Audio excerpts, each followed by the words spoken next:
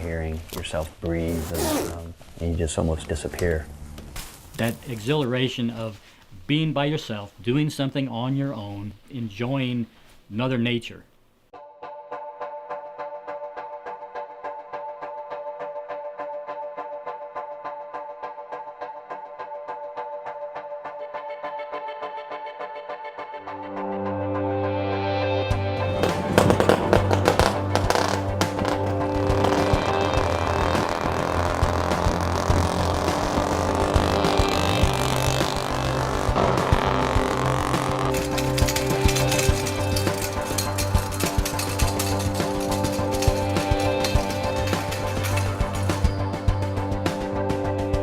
Greatest technological advancement to a bicycle had to be the crank arm and pedal.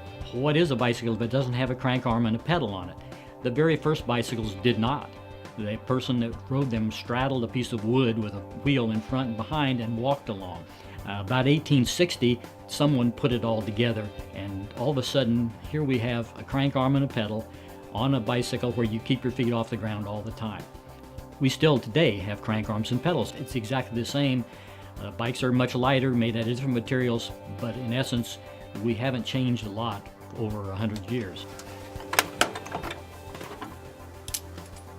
There's so much technology driven into modern frames, but when you really look at it, it's the same concept, it's the same formula.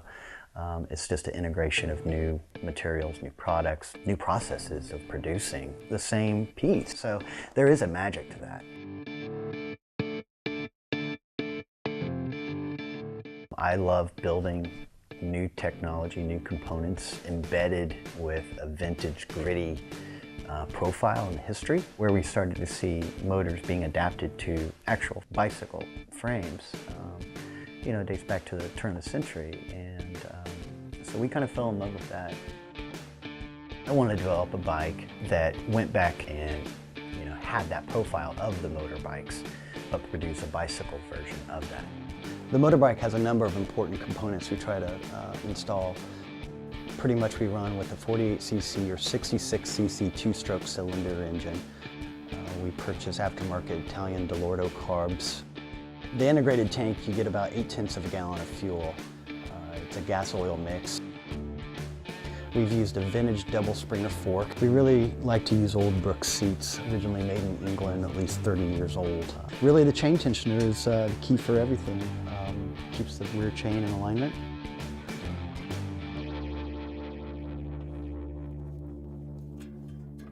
We are caretakers of these bicycles while they're in our presence. What we look at today is, we call a high wheel today, was actually called an ordinary, or in America sometimes called the wheel.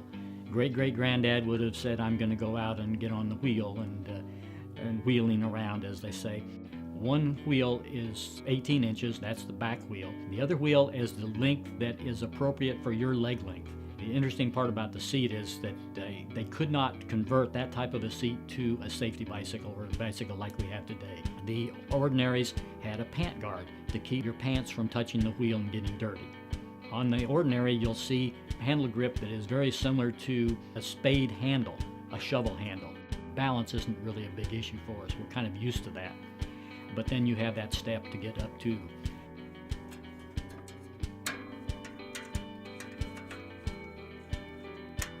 The future, though, who knows exactly what bicycles will be doing. We may have some type of material that they're made of we don't even know about today. But I believe we'll still be pedaling them with our legs, and we'll still be steering them with our hands, and we'll still be sitting on a less comfortable or more comfortable seat, who knows. But we'll still be on bicycles. They'll still have a place. I really look forward to the next 10 to 15 years. I think it's going to be amazing at how we find ourselves traveling through the city and through the community. To me, it's not just the freedom of getting out there on the road. It gives me a time to think, to reflect. I'm probably one of the most common people around, and yet I feel like sometimes when I'm on the bike, I am the great thinker, because I can remember some of the things that I've done on the bicycles that bring back smiles, and I think of the things I haven't done yet, but I intend to. I plan the future while I'm out riding. When I'm on a bike, everything disappears.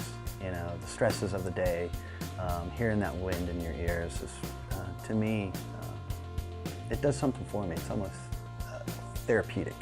Really, when you step back from it, the love is of the two wheels and that freedom.